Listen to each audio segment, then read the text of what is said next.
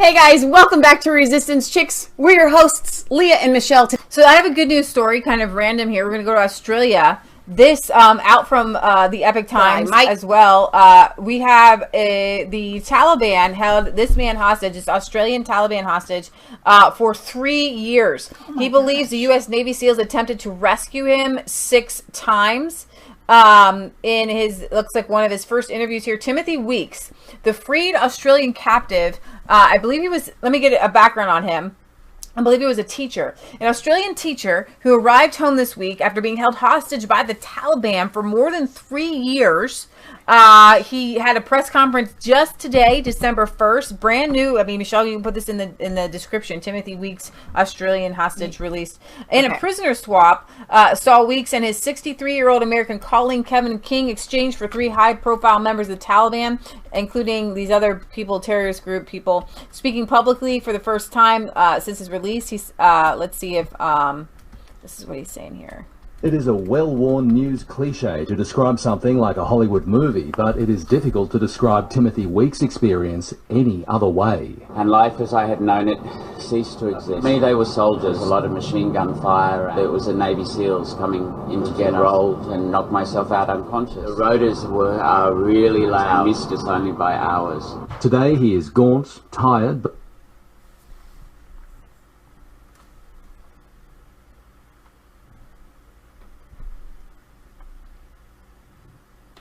tired.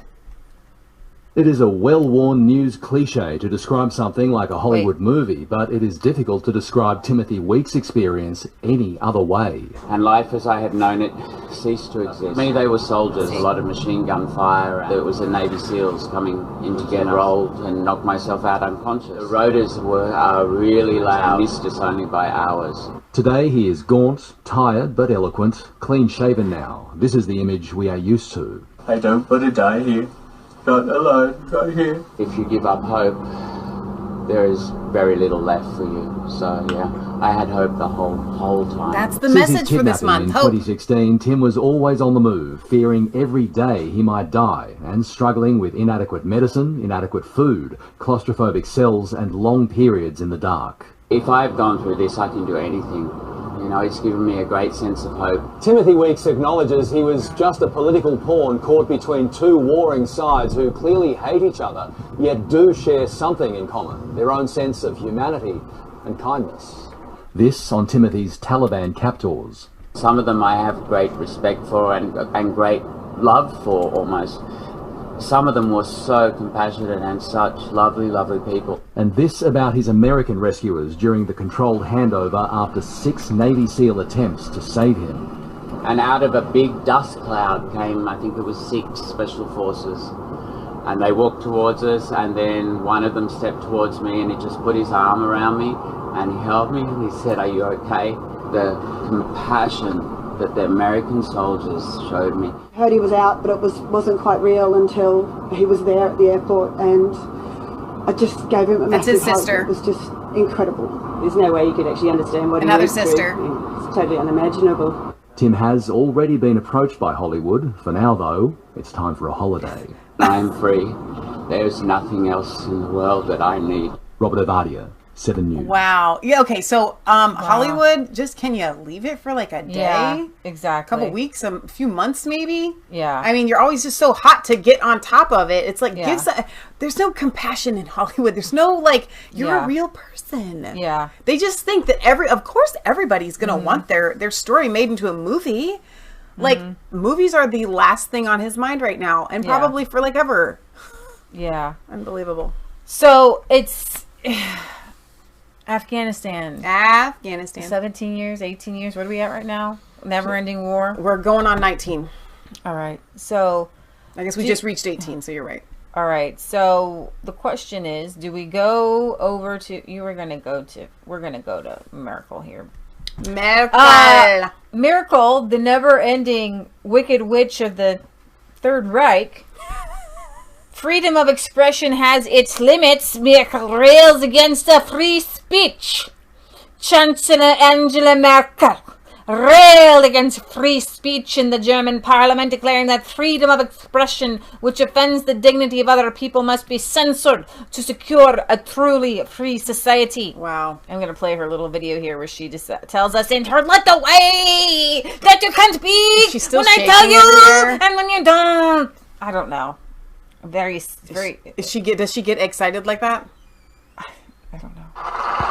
Meinungsfreiheit in unserem Land ist gegeben. Hang on, we're gonna have to read it out loud. I know.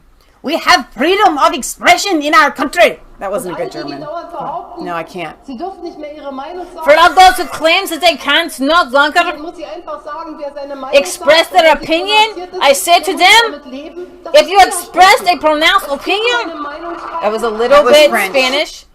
We must live with the fact that you will be contradicted. Dass alle zustimmen. Expressing an opinion does not come at zero cost. Whatever. Just read it in American. No, it's way more. Aber die Meinungsfreiheit kennt Grenzen. Und die But freedom of expression has its limits. beginnen da, wo gehetzt wird, da, wo Hass verbreitet wird. Die beginnen da, Those limits begin where hatred is spread. wo die Würde anderer Menschen verletzt wird. They begin where the dignity of other people is violated. Dagegen werden und müssen wir uns stellen. This house must oppose extreme speech. Otherwise, society will no longer Denn sonst ist diese Gesellschaft nicht mehr da. be a free society. Get this. That it was. Otherwise, society will not be the free society that it was. When was that, Angela's Third Reich, Merkel? Free. When the were you the free speech of the free speechers? When you banned the homeschoolers? That was good German. I try it. There it goes. There it goes. Yes. You did follow me to the end of the world. That's now you got it. To the end of the world. Yes. Okay, there you So go. Angela Merkel. And if I come to my nose, it comes out much better. All the clapping in the background. What does that remind you of? It reminds me of our friend Hitler. Not my friend, her friend. Stuart the Her Brit. friend. Andrew Doyle, the comedian free speech advocate behind popular Tatiana McGrath parody account. Oh yeah, she's really funny. I haven't just seen that, but oh my gosh, it's so funny on Twitter. Let me just Do you want me to pull it up? no, it's fine. Which lampoons left liberal social warriors, was disturbed by Mrs. Merkel's speech, observing that hate speech is always defined by those with power to legislate against it. How is it defined? The state must never be trusted to set the limits of acceptable speech, he warned. Very sinister to see such authoritarian ideas endorsed in the name of freedom. I love to watch Tatiana McGrath. This is a fake person.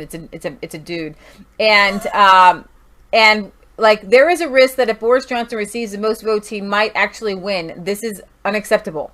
Block Boris. I'm not saying the nation's writers are plagiarists, but this article is remarkably similar to the one I wrote last December. Let's see. Last week I ran a training workshop at Avia UK to teach them that multinational companies must teach their customers how to be woke. This is by far the most effective business model. It worked for Gillette. It's all tongue-in-cheek. Oh my God. It's all tongue-in-cheek. It's I don't really see the point of insurance companies unless they're able to spread the message of intersectional social justice. And so this is Aviana UK. We'll preach until everyone is welcomed as equal. And so that's the Tatiana. It's so hilarious. Indeed, quite how meaningful free speech rights, which and I think we barely hear from Germans on our channel, and I do believe that a lot of it has to do with the censorship, and nobody's going to tell us they're from Germany, because you can be arrested, you can be thrown in jail for even watching conservative channels. Exactly. So What has had his channels banned several times. And guess what, guys? Free speech is offensive speech. Where free speech ends is not in offensiveness. It's in calling for violence. Exactly. Okay, because when you call for violence, but in the UK or whether here, I mean, having Tommy censored because he's not calling for violence.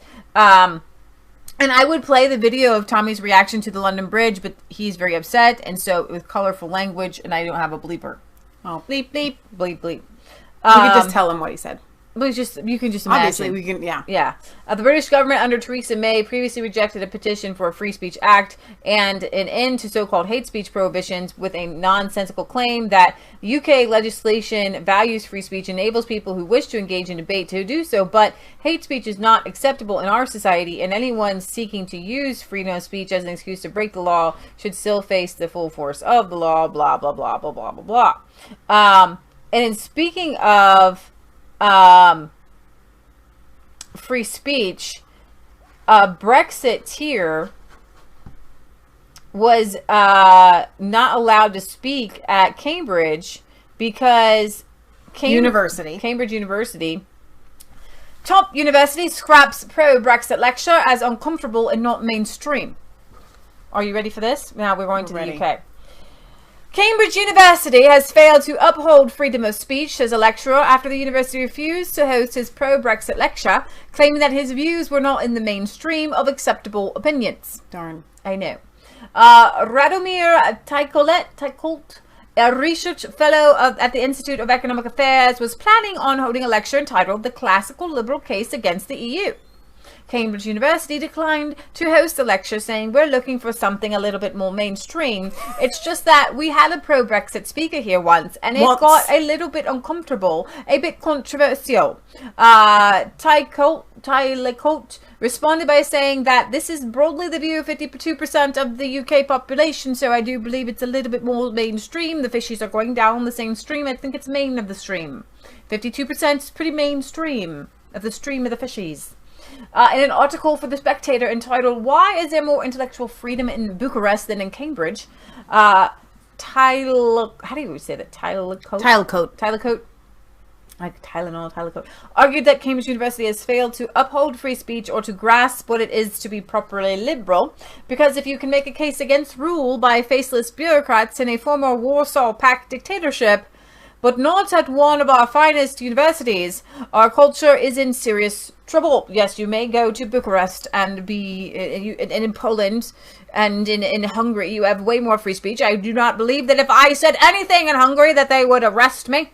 Earlier this year, Cambridge drew widespread criticism after deciding to remove an offer for Jordan Peterson to serve in a fellowship position at the Divinity School. Peterson, a professor of psychology at the University of Toronto and best-selling author, said Cambridge decided that signaling their solidarity with the diversity, inclusivity, equality mob was more important than the opportunity of having him lecture at the school. I want you to go back to that line where they were like, it might be a bit uncomfortable. It might be a bit uncomfortable, like a hemorrhoid or something. So what could they let in Cambridge University? And here's a real good question. Can you let in the views of Jeremy Corbyn? That's a very good question. Can you let in this Jeremy Corbyn, who believes that ISIS bride should come back? Okay, but that's making me uncomfortable. Return to the United Kingdom. You've said previously that Shamima Begum, the Islamic State bride, should be allowed to return to the United Kingdom. Are you still concerned about the idea of stripping British people from their citizenship if they do go to fight for jihadist causes abroad? Yes, because if you strip away their citizenship, where are they going to go? They're then going to become stateless people, roaming around into ungoverned places, like in Libya, like in parts of Syria, and they create another terrorist force of tomorrow, ISIS or something else. Surely, if somebody is a citizen of any one country, then it's up to that country to take responsibility for them. And no, that's not what you're saying. We're talking about dual citizenship people. He's totally not doing. He's lying. The UK is talking about dual citizenship people. If you have another citizenship somewhere else, right, you don't get to come back to the UK. Yeah. If you have a dual citizenship. Where are they going to go? They're going to go back to their other stinking country, Jeremy, where they belong. You can't just say, hang on. You would rather have the terrorists in your country, not in jail somewhere, because it's a bad policy that isn't explained. Yeah. We said that she should be brought back to Britain for questioning, possible charge, but certainly for questioning as a way of gaining intelligence on what motivated her in the first place and what her rights actually are. I mean, now, the point here that if you take away the rights of people and send them into that dangerous place, then actually, ultimately, we're all in greater danger. But some would listen to you and... If you take away the rights of people and send them into that dangerous place. She went there. She wasn't sent. So everything that Jeremy Corbyn says is incredibly deceptive and makes you like that's why he's crazy. Say, you know, you're not saying that terrorists should have to serve their full sentences. You're not saying that you're going to give increased powers to the security services. You're not saying that you're going to make it more difficult for jihadists to return to the United Kingdom. Is this man going to keep me safe if he's Prime Minister? Those jihadists that return are going to return to have to face questioning. If we let them loose... I got a punishment for you. You're going to have to sit down and listen to my questions. You're going to have to face my questions. That's the punishment. Facing my questions. Into an ungoverned space like Libya, we're all in greater danger in the long run. It is making us safer by preventing the growth of terrorist forces, by preventing the growth of irrational, powerful forces, and also looking at who's funding them, looking at who's making money out of them, look who's supporting them. Those are... So he's talking about Western governments there. Okay, but hang on, because he just said that we're stopping the growth. You're talking about stopping the growth in other countries, but I got news for you. They come back and then they start the growth in your country. Issues are very important, but also having an inclusive approach in our society to stop people being radicalized and ending up in that very dangerous place. So if people are just more inclusive, we can stop it. The more this guy is more. I think so it was dangerous. Streaky Bacon that said his question really is, do you want a flat or a house? They come back for questioning. Yeah. What would you like? What kind of benefits can we give you? What can we get you? Welcome back. Glad you're here. He's insane. You want to start making babies? Jeremy Corbyn opposes the shoot to kill policy. It's shocking to imagine how soft labor would be on Islamic. What? Speaking of that shoot to kill policy, do we want to talk about that? We're going to get to London Bridge. Okay. No doubt Corbyn would want to talk to them and understand their aims. If you were Prime Minister, would you be happy to order people, police or military, to shoot to kill on Britain's streets?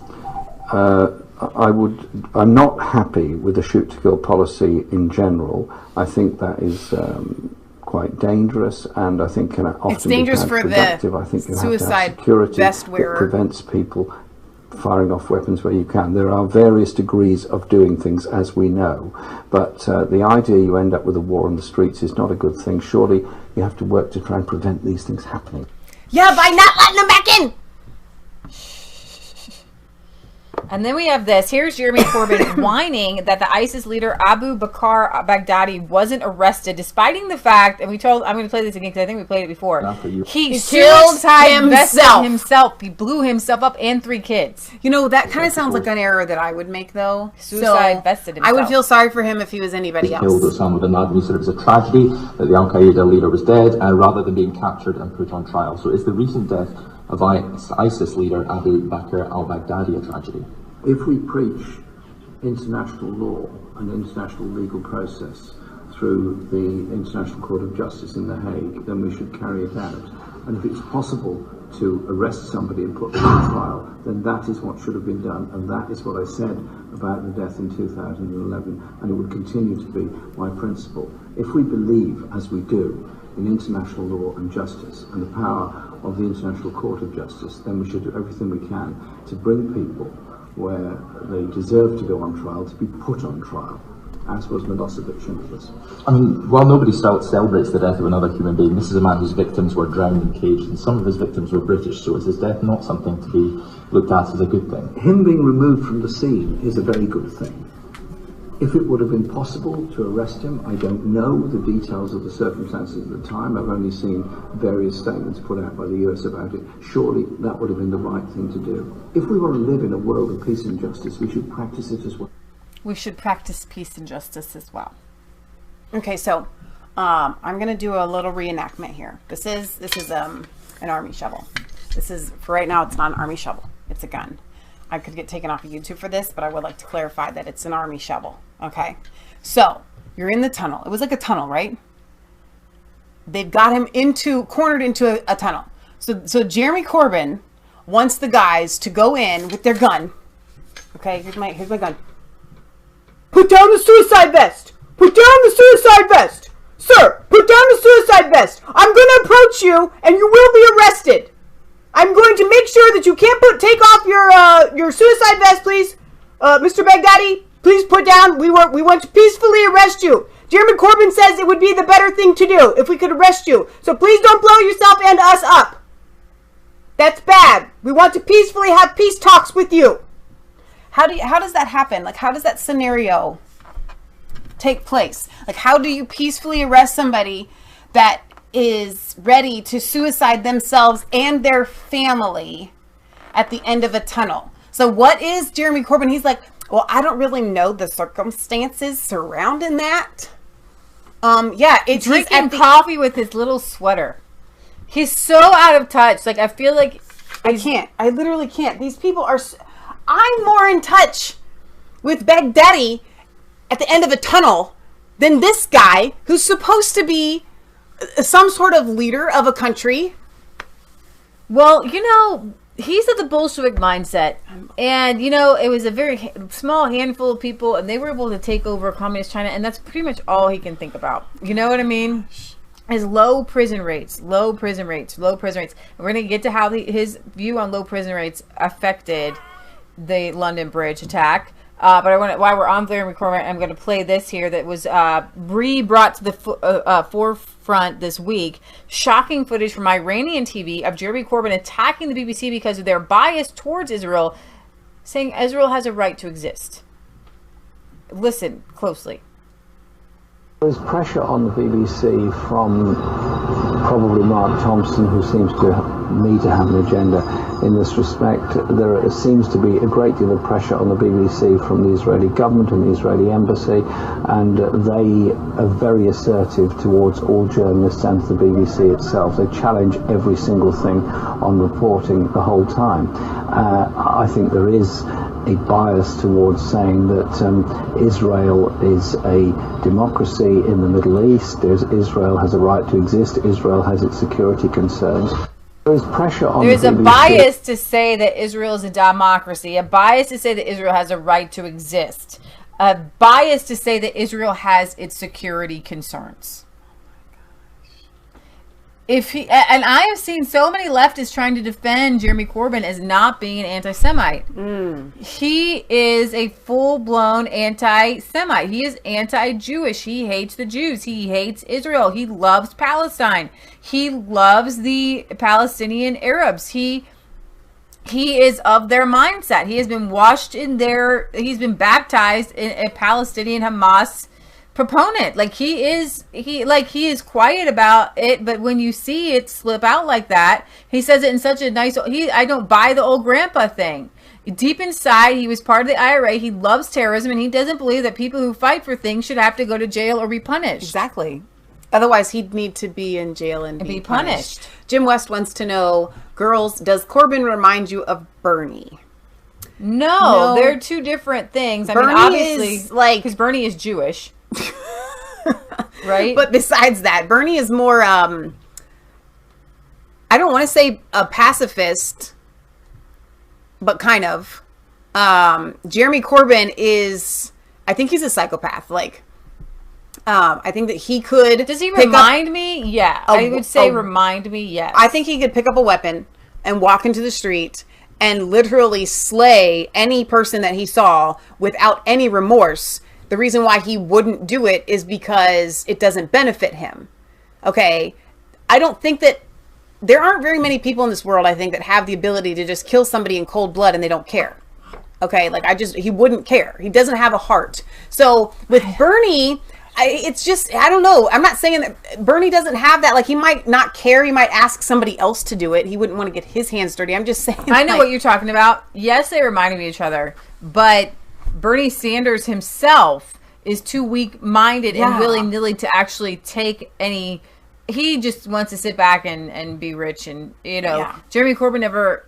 there are some people that fight for a cause and they are literally willing to lay their lives down for that cause. Bernie like is not. Jeremy Corbyn would just go headlong into a whatever if he felt like, I mean, he's just like in it. I mean, he's that man, that makes him really dangerous. I think that because you just yawn on our show. I always yawn. I just can't help it. It's on that one. We have a P.O. Box. If you want to send some letters, we'll read them on there. 107 Milford, Ohio 45150. Right. Remember to like and comment and subscribe to Mass Faith 3 and Resistance Chicks channel. You're on this Mass Faith 3. We have a Resistance Chicks YouTube channel. That's our backup channel. Right. We have a Resistance Chicks website. Right. Go and make sure you can find it. And if you ever get lost in YouTube world, we'll be there. Right. Challenging. So we're going to sign off here. We love you. God loves you. God bless. Remember, it's not just a conspiracy theory. If it's actually the truth. We love you. God loves you. God loves you. God bless. Good night, guys.